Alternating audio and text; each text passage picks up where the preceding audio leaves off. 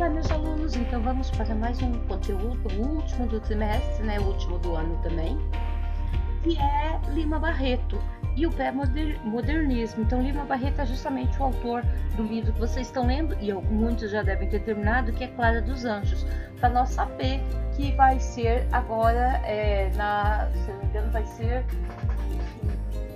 dia 10 e 11 de novembro, né?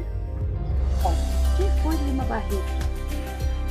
Antes disso, vamos relembrar algumas questões que a gente viu, porque nós já terminamos de ver toda a parte do simbolismo e do parnasianismo, né? E nós vimos antes disso o realismo e o naturalismo. Então, como eu já falei anteriormente, e já vimos também no primeiro seminário, que esse período realista, o naturalismo, o realismo, quer dizer, o realismo, o naturalismo, o parnasianismo e o simbolismo, aqui no Brasil duraram até a Semana da Arte Moderna, que foi em 1922, que a partir de então começa o modernismo. Porém, na Europa já vinha o movimento da vanguarda europeia modernista, né? Então nós tínhamos muitos movimentos já dessa vanguarda. E aqui no Brasil as coisas chegam um pouquinho depois, né? Então aqui a literatura ainda estava dominada por esses estilos do século anterior, ainda no início do século XX. Então, como eu falei, né, nós tínhamos o realismo e o naturalismo na prosa e o parnasianismo e o simbolismo na poesia, né? Então, a nossa literatura ainda era pautada nessas 4 escolas literárias. O que são as vanguardas europeias, né? Então a gente viu algumas dessas vanguardas europeias no primeiro seminário de literatura, no mês passado. Nos dias 30 de setembro, 1º e 2 de outubro, né? Então, um conjunto de movimentos artísticos e culturais que ocorreram em vários lugares da Europa no início do século XX e vieram justamente com a ideia de ruptura com aquela arte e até mesmo com a literatura tradicional. As vanguardas europeias não ocorreram apenas na arte, então alguns autores também procuraram retratar essas vanguardas europeias em suas obras. Então, na arte, né, que é o mais forte, esse movimento é muito mais forte na arte. Nós tivemos o expressionismo, lembram da apresentação sobre o expressionismo, né? Aqui nós temos o quadro O Grito, do Eduardo Monte.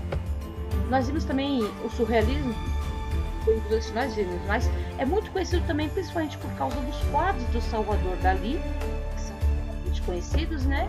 E o cubismo, por exemplo, Pablo Picasso. Isso aqui é um retrato do Pablo Picasso feito por Juan Gris, que também era um cubista, né? Então essas são algumas das vanguardas europeias. As vanguardas europeias vocês vão ver muito mais no ano que vem. Isso aqui é só para dar introdução ao conteúdo, a questão da literatura do Lima Barreto, para que vocês entendam. Então, lembrando, a Europa já vivia essas vanguardas europeias, enquanto no Brasil ainda estávamos vivendo os períodos realistas, que é realismo, naturalismo, parnasianismo e simbolismo. Então, porém, alguns escritores, eles queriam romper com essas 4 tendências, né, realistas, esses autores, eles não tinham um estilo comum, eles não comungavam um estilo comum, cada um fazia a seu modo uma inovação, né, que depois seria propagada muito mais pelos modernistas a partir da Semana da Arte Moderna de 1922. Então esses autores procuravam retratar e problematizar a realidade social e cultural brasileira, né? Lima Barreto é um deles. Então, ele, sentindo as dores do preconceito, porque ele era negro, e da pobreza, né? Esse autor, ele mostrou grande identificação com as pessoas marginalizadas da sociedade da época, com as quais ele convivia, né? E ele fez uma literatura, então, sobre o povo e também para o povo. Os textos dele apresentavam uma linguagem bastante simples, coloquial e direta. Isso provocou muitas críticas para com ele. Então ele era muito criticado. Alguns diziam que ele não sabia escrever, que ele não tinha o dom da palavra e que ele escrevia muito mal. Mas a verdade é que ele queria aproximar o texto escrito da linguagem coloquial, como muitos autores hoje em dia fazem. Hoje em dia é comum nós escrevermos livros com uma linguagem mais próxima da coloquial, justamente para dar maior intimidade para com o leitor, para que o leitor se sinta mais acolhido, para que o escritor procure falar mais a linguagem do leitor mesmo, justamente para ser melhor compreendido e para se aproximar mais desse leitor, né? E isso já começou com Lima Barreto, não era entendido pelos outros autores. Então, o Lima Barreto ele retratou com bastante realismo a vida dos subúrbios cariocas, que era onde ele vivia, e as desigualdades sociais do Rio de Janeiro, um errinho aqui, desculpa, janeiro com um J minúsculo, no início do século XX, uma época de grandes movimentos e transformações. A gente já viu, então, que estávamos vivendo nessa época a segunda Revolução Industrial, né? E que com a primeira Revolução Industrial as cidades já se modificaram bastante, passaram a ter muitas indústrias, né? A vida social, a vida da sociedade, né? nesses grandes centros urbanos começou a ser pautada nesses desenvolvimentos industriais, até mesmo industriais, né?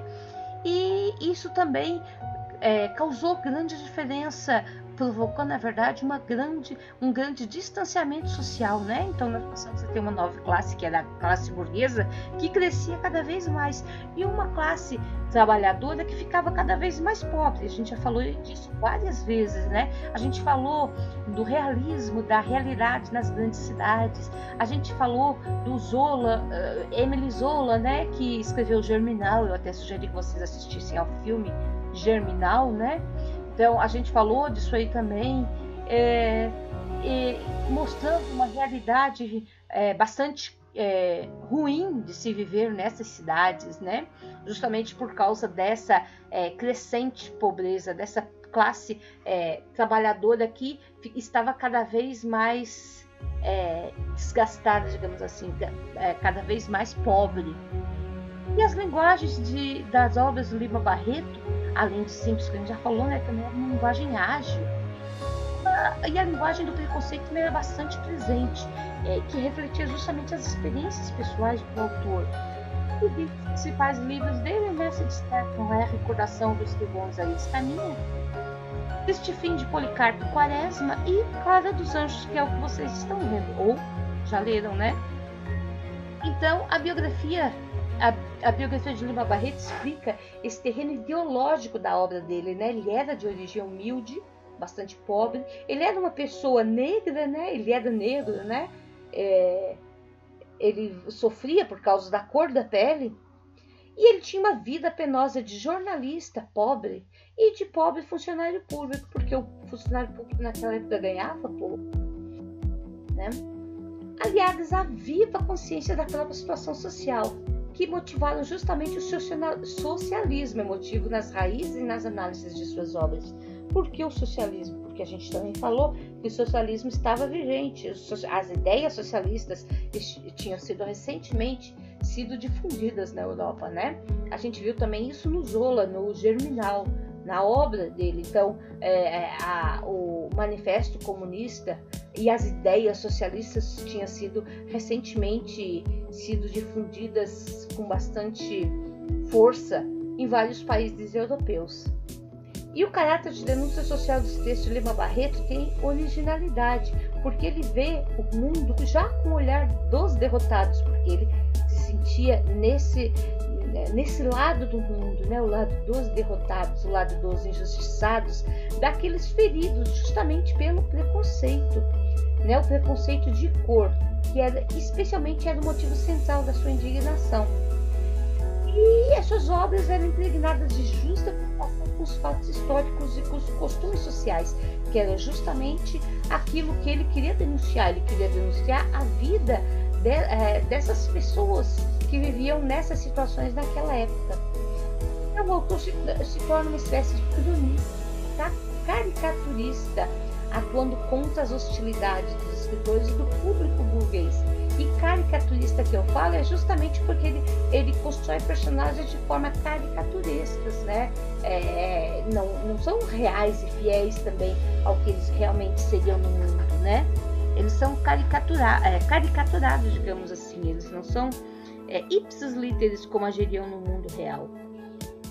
E Clara dos Anjos é uma dessas personagens, né?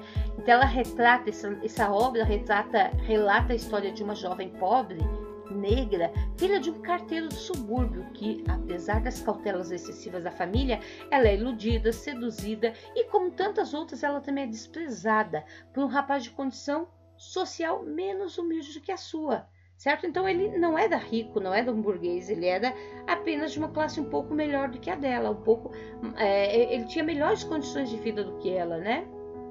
É uma história em que se tenta pintar em cores ásperas o drama de tantas outras mulheres da mesma cor e do mesmo ambiente da protagonista, né? E a obra ela traz uma crítica contra o preconceito racial e um questionamento sobre a situação das mulheres nesse início do século XIX.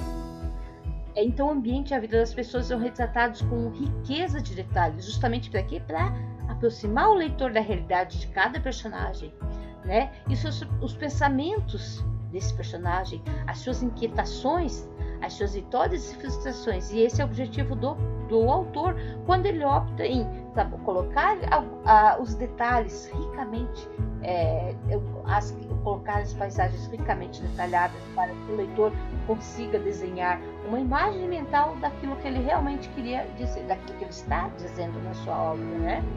Então são duas questões, ele utiliza a riqueza dos detalhes e ele também utiliza uma linguagem bastante simples e coloquial para tentar se aproximar do seu leitor. E o realismo e naturalismo que influenciava o autor, apesar de ele querer romper com esse estilo, esse realismo, esse naturalismo, ele ainda fazia parte, ainda influenciava o autor. E como a gente vê isso? Determinismo que está bastante presente na obra, né? Então a gente percebe que os personagens eles são produtos de suas características hereditárias, do meio e do momento em que eles vivem. Isso aí a gente viu onde? No determinismo, que era bastante vigente no realismo e no naturalismo, né?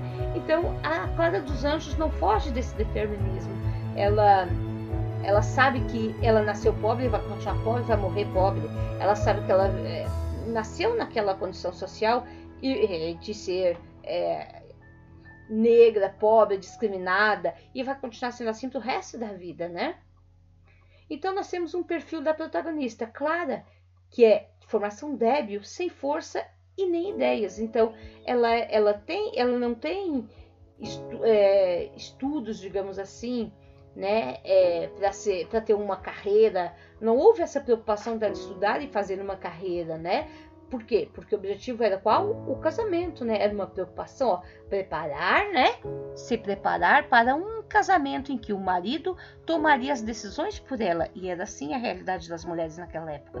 Elas não tinham que estudar e ter uma profissão. Elas tinham que se preparar para ser boas esposas, porque o marido é que tomariam todas as decisões por ela a partir do casamento. Até o casamento, quem toma as decisões é o pai. E após o casamento passa a ser o marido, certo? Então essa é a realidade das mulheres dessa época que ele está mostrando na obra.